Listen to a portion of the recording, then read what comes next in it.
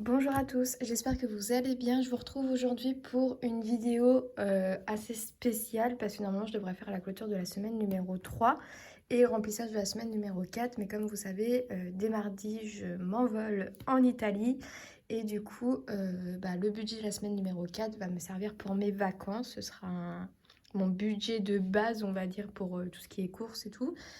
Et du coup, je vais clôturer le mois aujourd'hui. Donc sur la semaine numéro 3, comme ça le reste, je vais épargner ce que j'ai à épargner. Pardon, ça me grattait le genou. Je vais épargner ce que j'ai à épargner pour finir les challenges que j'ai et tout le reste de mon argent, de tout, ça va me servir pour mes vacances. Et en même temps, on fera un petit point sur le suivi de mes épargnes parce que j'ai bougé quelques trucs encore. Parce que, en fait, j'envisage vraiment d'avoir des faux billets pour remplir là-dedans parce que je me suis totalement perdue et au final, je me devais un peu d'argent dans mes épargnes, donc j'ai dû réduire et tout et faire comme si tout allait bien, mais je me suis un peu trop mélangée. En fait, j'ai cru que mon enveloppe anniversaire était en virtuel, du coup j'ai basculé des sous pour payer le cadeau de mon copain, mais en fait pas du tout, je l'ai en espèces, donc cet argent-là, je l'ai mis dans mon enveloppe tatouage et tout, enfin un grand n'importe quoi, mais là c'est clair et du coup on va faire un point. Mais d'abord, on va clôturer la semaine numéro 3. Donc, il me reste un billet 40 euros. Et j'ai eu beaucoup de pièces. À chaque fois, j'espérais avoir des billets de 5. Mais soit les billets de 5, j'ai dû m'en servir. Et en retour, en fait, à chaque fois que j'ai réutilisé des billets de 20 ou de 10, et on me rendait que des pièces. Donc là, il me reste de la monnaie que je garde. Et ici, j'ai 2, 4, 6, 8 et 9. Donc en tout, j'ai 49 euros d'économie, sauf que je garde 30 euros pour mes vacances. Je vais les mettre là en attendant. Et j'économise du coup 19 euros. Je vais vous dire pourquoi. On va d'abord venir remplir le challenge des pièces. Hop, qui est là. Donc les pièces de 1 euro. Donc 1 euro, j'en ai 3.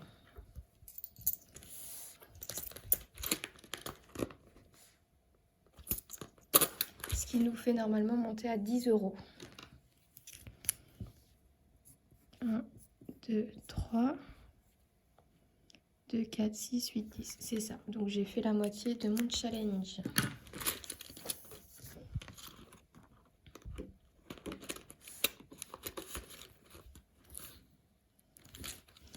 Et du coup, pièce de 2 euros.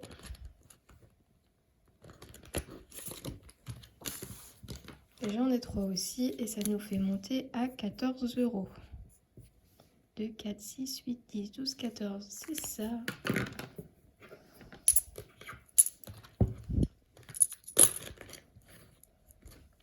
Oh.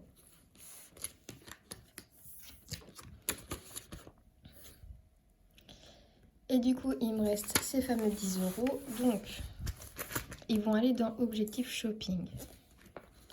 Parce qu'il me reste 50 euros à mettre. Mais du coup, au départ, j'avais prévu de rassembler tout mon argent pour mes vacances et récupérer 50 euros pour tatouage. Sauf que j'ai fait des ventes Vinted et du coup, quand je clôture mon compte, il me reste 41 euros et 25 centimes, je crois. Et donc, dès que je reçois les 40 euros de mes ventes Vinted, je les bascule sur mon compte où du coup, j'ai déjà une partie de mon épargne qui est mise dessus.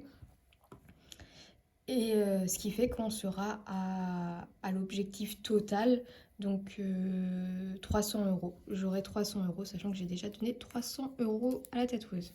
Du coup, là, je vais juste mettre le 10 euros qui est là.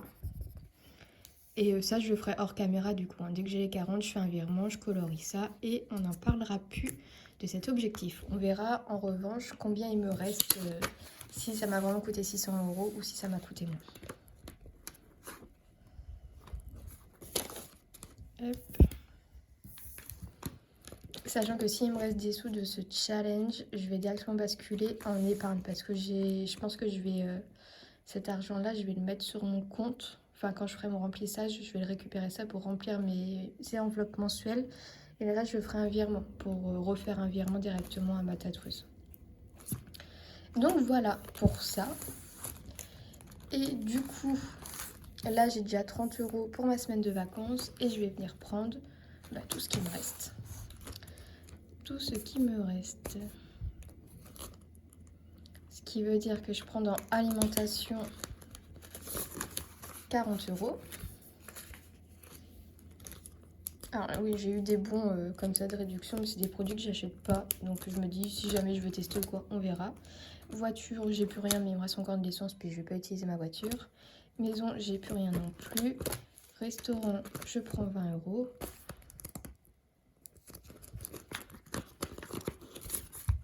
Hop, 20 €.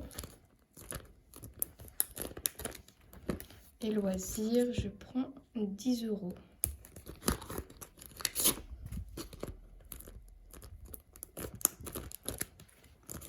Et voilà, j'ai tout pris. Ce qui nous fait du coup 100 € de 4, 6, 8, 10. 100 € pour mon budget vacances. Alors je pars du mardi au samedi, donc je m'envole le mardi à 11 h et je rentre le samedi genre j'atterris à 21 h 50 je crois, un truc comme ça. Et en fait avec mon copain on part en Italie, donc on part de Venise, on prend un van. De base on voulait aller visiter les Dolomites, sauf que je vous laisse aller voir la météo si vous voulez voir, mais à certains pics d'altitude on est sur du moins 18 degrés, neige, tout ça. Et la plupart du temps dans les Dolomites c'est que des randonnées et on n'est pas du tout préparé à faire des randonnées dans cette température là. On va attendre un peu avant d'aller là-bas. Et du coup, vu qu'on a un van et pas une location d'hôtel ou quoi, on s'est dit qu'on était libre d'aller où on veut. Donc on va plutôt faire Venise, on va descendre à Bologne. Bologne, après on va aller à Florence. De Florence, on va aller à Pise. Pise, on va aller aux 5 Terres. Après les 5 Terres à Portofino. Portofino, on va monter à Garda où il y a le lac de Garde. Et puis après, on rentre. On va faire ce petit circuit-là. Si jamais vous êtes déjà allé en Italie ou que vous avez des petits tips par rapport aux 5 Terres, Portofino et tout, parce que je sais qu'il faut voyager en train. Enfin, il faut garer sa voiture à un endroit, puis tout faire en train, en bus et tout, parce que c'est impossible d'y aller. C'est que les locaux qui circulent en voiture dans ces endroits-là. Donc si vous avez des tips ou quoi, dites-le moi, que je prenne des notes et que qu'on fasse pas n'importe quoi. Comme j'ai vu aussi qu'il y avait un panneau, je crois que c'est ZLT, un truc comme ça, où en gros c'est une zone qui est interdite aux véhicules sauf pour les locaux. Et pareil, c'est 100 € d'amende si on passe par là. Donc faut faire très attention, être très vigilant pour pas se faire allumer au niveau des amendes. Mais bon, voilà, du coup, ce que je vais avoir à payer en plus, ce sera la nourriture, donc les petites courses qu'on va faire. Et encore, on a prévu de ramener du sel, du poivre et tout dans notre valise parce que flemme d'acheter un condiment en entier, enfin des condiments en entier alors qu'on a tout ce qu'il faut chez nous. Et du coup, ce sera genre juste pour le petit-déj, pour faire des pique-niques et manger quoi. Et sinon, je pense qu'on va aussi se faire des restos, on va en profiter.